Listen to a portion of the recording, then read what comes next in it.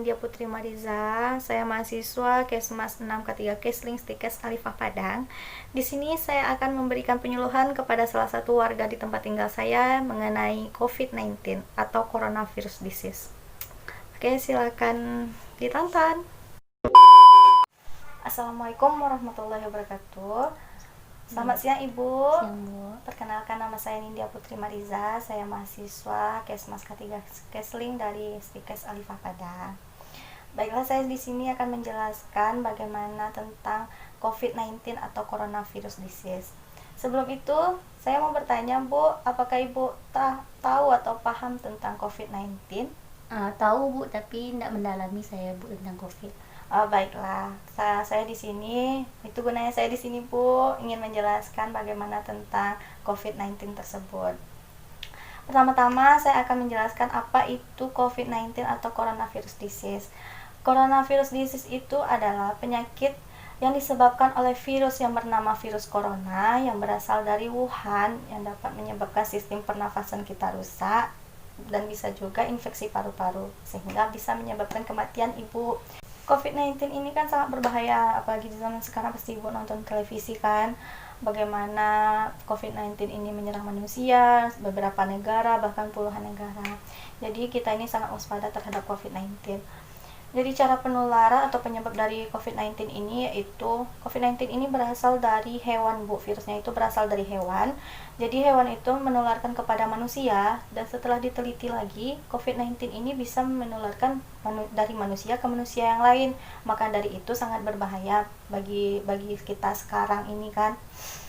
Jadi cara penularan dari manusia ke manusia itu, atau cara penularan COVID-19 itu yaitu apabila kita menyentuh benda yang sudah terkena oleh penderita COVID-19 ini. Misalnya Ibu nih penderita COVID, jadi Ibu nih tidak sengaja bersin dan terkena atau tangan Ibu bersin ke tangan Ibu, nanti Ibu bersalaman dengan orang yang tidak terkena COVID, nanti orang yang tidak terkena itu bisa jadi terkena, Bu.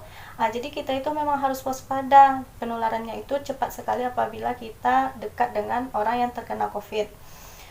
Jadi setelah itu banyak cara-cara penularan lain yang bisa tertular agar kita ini bisa tertular COVID-19, Ibu.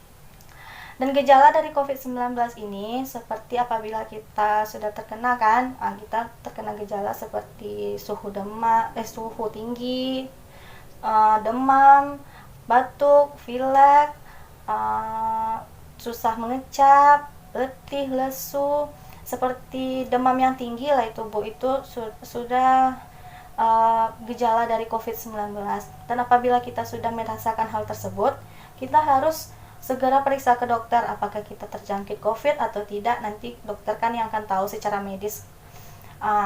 Dan apabila kita terjangkit, Bu, kita akan diisolasi nanti di rumah sakit tertentu, dan apabila kita cepat untuk memeriksa ke dokter, pastinya kita juga pasti cepat sembuh kan.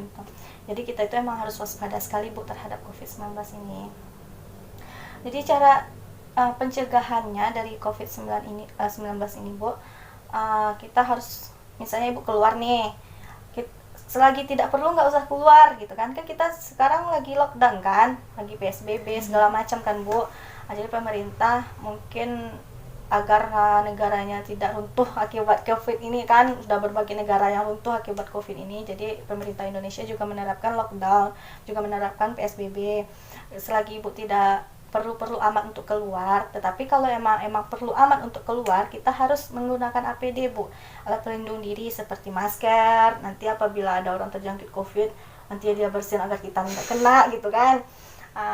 Dan kita harus membawa hand sanitizer. Apabila kita nanti pulang dari rumah, kita harus cuci tangan, harus mandi, melepas semua pakaian agar kita bersih, steril kan. Jadi begitulah, Ibu, cara pencegahan, cara penularan, bagaimana kita bisa terserang COVID, bagaimana cara penyembuhannya. Apakah Ibu sudah mengerti, Bu? Ada yang ditanya seketek, Bu. Apa tuh, Bu? Kan kemarin tuh ada berita katanya kalau misalnya nggak terkena COVID harus daya imun tinggi gitu nak. Ya, Nah, benar, betul itu, sekali Ibu. saya kan punya anak kecil juga. Terus Ah. gimana cara mempertahankan imun tubuh atau supaya imun tubuh kita tuh tinggi gitu? Gitu. Pertama-tama kita harus mewaspadai apa yang di sekeliling anak kita itu, Bu. Apa bermain dengan siapa, apa yang dilakukannya.